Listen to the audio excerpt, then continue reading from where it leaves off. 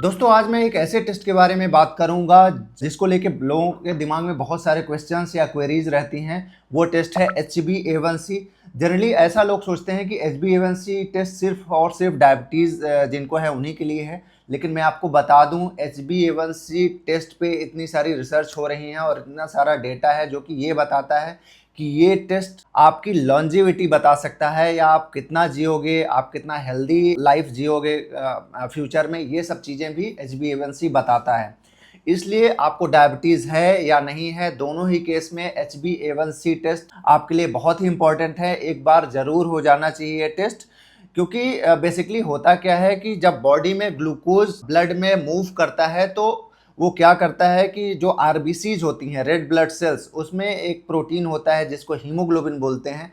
आप लोगों ने सुना ही होगा, हीमोग्लोबिन किसी का कम हो जाता है तो उसको एनीमिया हो जाता है। तो हीमोग्लोबिन के बारे में आजकल सब लोग जानते ही हैं। तो ये ग्लूकोज हीमोग्लोबिन से अटैच होता रहता है, ये एक नॉर्मल फिनोमेना होता है। लेकिन अगर ये ग्लूकोज बहुत ज़्यादा बढ़ जाए तो ये हीमोग्लोबिन से बहुत ज़्यादा फ्रिक्वेंटली अटैच होता जाता है। अब चूंकि आरबीसी यानी रेड ब्लड सेल की life span he 90 to 120 days होती है, यानी लगभग 3 महीने के राउंड। तो शुगर जो हीमोग्लोबिन से अटैच होता है वो 3 महीने का एवरेज बताता है जो ये टेस्ट है HbA1c, क्योंकि आरबीसी का लाइफ स्पैन ही 3 मंथ के राउंड का है। तो HbA1c अगर आपने कराया तो आपको एक मोटा मोटा आइडिया लग जाता है कि एवरेज ब्लड ग्लूकोज आपके बॉडी में कितना है, या ग्लूकोज आपका कंट्रोल में है कि नहीं, किस रेंज में है। वो सब चीज़ें इन्फॉर्मेशन इससे पता चल जाती हैं। ग्लूकोज जब बहुत ज़्यादा हमारी बॉडी में बढ़ता है तो वो क्या करता है कि डिफरेंट डिफरेंट प्रोटीन से अटैच होता है। जैसे हीमोग्लोबिन से अटैच होता है उसी तरह से अलग अलग प्रोटीन से अटैच होता है। जैसे कोलेजन से अगर वो अटैच होता है तो हमारी जो टिश्यूज़ होते हैं, बॉडी के टिश्यूज़, वो इलास्टिसिटी खो देते हैं, तो हमारी स्किन जो है वो टफ होने लगती है, जो आर्टरीज़ हैं वो टफ होने लगती हैं, जिसके कारण फ्यूचर में एथेरोस्क्लेरोसिस होता है और ब्लॉकेजेस बनने लगते हैं। इसीलिए डायबिटिक पेशेंट्स में मल्टीपल ब्लॉकेजेस देखने को मिलते हैं। हम जब भी एंजियोग्राफी करते हैं डायबिटिक पेशेंट में तो हमें दिखता है कि आर्टरीज बहुत ज़्यादा ख़राब हालत में आ चुकी हैं। तो ऐसा हर डायबिटिक के साथ नहीं होता है। वो डायबिटिक जो अपना शुगर कंट्रोल में नहीं रखते हैं, उनका HbA1c अगर बढ़ा होता है तो ये कंडीशन पैदा होती है। तो सिर्फ और सिर्फ हार्ट या ब्लड वेसल ही नहीं, आपके बॉडी के जितने ऑर्गन्स हैं वो डिस्टर्ब होते हैं अगर आपका HbA1c बढ़ा हुआ होता है। जैसे ब्रेन यानी नर्वस सिस्टम, उसके नर्व्स का ग्लाइकेशन स्टार्ट हो जाता है। किडनी का डैमेज होता है, जिससे आपका फ्यूचर में इतना ज़्यादा डैमेज हो सकता है कि डायलिसिस की ज़रूरत पड़ जाए। आइज़ और बॉडी की डिफरेंट बॉडी की अलग अलग ब्लड वेसल्स वो भी डैमेज होती हैं। तो ये सब चीज़ें हम HbA1c से पहले ही पकड़ सकते हैं।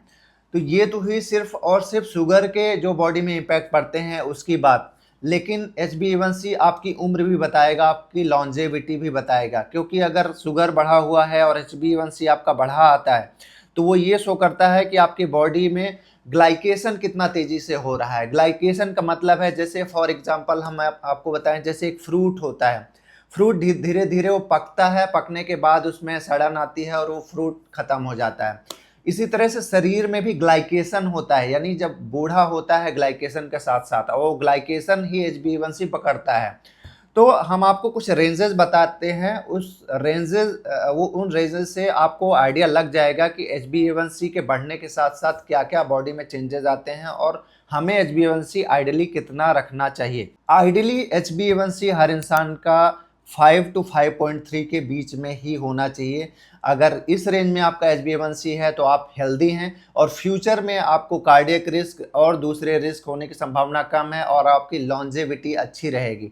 अगर आपका HbA1c 5.4 से 5.6 है तो आपका HbA1c लगभग नॉर्मल मानेंगे, पर पूरी तरह से नॉर्मल नहीं है। इसमें आपको सावधानी रखनी है कि आप इस HbA1c को नॉर्मल रेंज में ले आएं। इसको कैसे लाएंगे मैं आपको बाद में बताऊंगा। इसके बाद अगर आपका HbA1c 5.7 से 6.4 के बीच में है तो इसको हम बोलेंगे प्री डायबिटीज़। प्री डायबिटीज़ का मतलब ये है कि डायबिटीज़ तो अभी नहीं हुआ है लेकिन आपको फ्यूचर में डायबिटीज़ होने की संभावना काफ़ी ज़्यादा है। तो इसमें आपको पूरी तरह से संभल जाना चाहिए और डाइट एक्सरसाइज जो मैं फ्यूचर में आगे बताने वाला हूँ उसको आपको स्ट्रिक्टली फॉलो करना है। और अगर आपका HbA1c 5.7 या उससे ज़्यादा हो जाता है तो आपको फुल फ्लेज्ड डायबिटीज़ है। तब तो आपको मेडिकेशन के साथ आपको लाइफस्टाइल मैनेजमेंट करना ही पड़ेगा। लेकिन ऐसा नहीं है कि आपको डायबिटीज़ है तो आपका फ्यूचर में रिस्क जो है वो बहुत ही ज़्यादा बढ़ जाएगा। आप उसको रिवर्स भी कर सकते हैं। बहुत सारे लाइफस्टाइल चेंजेस हैं, मेडिकेशन है, उनसे आप डायबिटीज़ से प्री डायबिटीज़ और नॉर्मलाइज भी कर सकते हैं अपने शुगर को, यानी रिवर्स डायरेक्शन में लेके जा सकते हैं। तो ऐसी बहुत सारी स्टडीज़ हैं, जैसे एरिक स्टडी है, सेंटेरियन स्टडी है, बीएमजे की एक स्टडी है तो 2008 की, जो बताती हैं कि HbA1c अगर आपका बढ़ता है 5.5 से ज़्यादा अगर रहता है रेगुलरली तो आपकी उम्र कम हो जाएगी और आपको multiple disease, specially heart disease, brain के डिजीज़ और किडनी के डिजीज़ होने के चांसेस बहुत ज़्यादा हो जाएंगे। तो आप जो ये नंबर आपको डॉक्टर्स बताते हैं कि आपका HbA1c अगर 5.7 से कम है तो बहुत अच्छा है, तो ऐसा नहीं है। It's just number. अगर आप पूरी तरह से हेल्दी रहना चाहते हैं तो आप अपना HbA1c 5 to 5.3 के बीच में ही रखिए तो बेहतर रहेगा, जिससे आप अपने लंबी उम्र जी पाएँ, हेल्दी लाइफ जी पाएँ। अब बात करते हैं कि HbA1c को नॉर्मलाइज करने के लिए आपको क्या करना चाहिए। बेसिकली बॉडी जो होती है वो बहुत ही स्मार्ट होती है, उसको बहुत ज़्यादा ग्लूकोज की ज़रूरत नहीं पड़ती है। अगर आप हेल्दी फूड्स लेते हैं, फल हरी सब्जियां लेते हैं, घर का खाना खाते हैं, आप शुगर बिल्कुल भी अगर नहीं लेते हैं तो भी हमारी बॉडी इतनी स्मार्ट होती है कि उसमें ग्लूकोनियोजेनेसिस होती है और बॉडी में जो आप फूड इंटेक करते हैं उससे वो ग्लूकोज बनाता है, जिससे कि आपके जो एनर्जी एक्सपेंडिचर है, जो आपकी सेल्स में एनर्जी की नीड पड़ती है, वो आपको मिल जाता है। तो आपको कहीं से भी शुगर अलग से लेने की ज़रूरत नहीं है। सिर्फ और सिर्फ आप हेल्दी फूड अगर आप लेते हैं, सिंपल अगर आप फल हरी सब्जियां और प्रोटीन वाली चीज़ें अगर आप लें, उससे भी आपको इनफ ग्लूकोज मिल जाएगा जो आपकी बॉडी के लिए रिक्वायर्ड है। अगर आप ज़्यादा शुगर लेते हैं, फास्ट फूड लेते हैं, मार्केट के आइटम लेते हैं, पैक्ड आइटम लेते हैं, स्पेशली बेकरी आइटम, मैदे वाली चीज़ें, ये बहुत ज़्यादा हार्मफुल है। ये जब आपकी बॉडी में जाती हैं तो शुगर का स्पाइक बढ़ता है और वही शुगर स्पाइक आपका HbA1c बढ़ाता है, जिससे आपकी लॉन्जेविटी कम होती है। तो बेसिकली आपको डाइट बहुत स्ट्रिक्ट रखना है, स्पेशली आपको मीठी चीज़ें नहीं लेना है, शुगरी ड्रिंक, कोल्ड ड्रिंक्स वगैरह नहीं लेना है, मैदे और मैदे से बनी चीज़ें, मार्केट के आइटम से दूरी बना लेनी है। वाइट राइस और आलू ये भी आपको छोड़ देना है।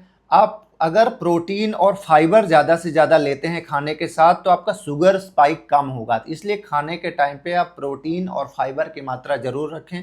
खाने के बाद आप 10 से 15 मिनट तक आप वॉक करें, जिससे कि आपका शुगर स्पाइक ना हो।